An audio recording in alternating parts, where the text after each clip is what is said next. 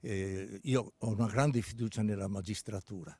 La magistratura è lì per fare giustizia e quindi che cerchi dappertutto, che allarghi a 360 gradi la sua inchiesta in tutte e due le banche, però ho paura anche di tante altre banche che magari potrebbero un giorno andare in default e bisogna fermare questo tipo di criminalità. L'indagine della magistratura con l'arresto di Vincenzo Consoli è motivo di speranza per Don Enrico Torta, il parroco di Dese e coordinatore delle varie associazioni di risparmiatori e piccoli azionisti che hanno perso gran parte delle loro sostanze a causa delle perdite di valore dei titoli di Veneto Banca e della Banca Popolare di Vicenza.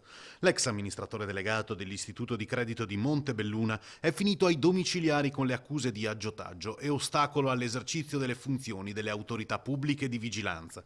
Don Torta dice chiaramente che chi ha sbagliato ora deve pagare. Li sento come i miei fratelli chi ha sbagliato. Chiedo soltanto che ridiano quello che al limite, se sarà verificato, hanno portato via, lo ridiano alle persone. Intanto continuano le testimonianze di chi ha perso tutto e ora si trova in grandi difficoltà. Mezz'ora fa mi ha telefonato uno, ha portato i soldi in Veneto Banca, 140.000 euro, al figlio che è in un centro per handicappati e aveva quelli che ha lasciato il padre e i suoi per il figlio perché possa un giorno affrontare la vita. È micidiale, una cosa del genere, è un massacro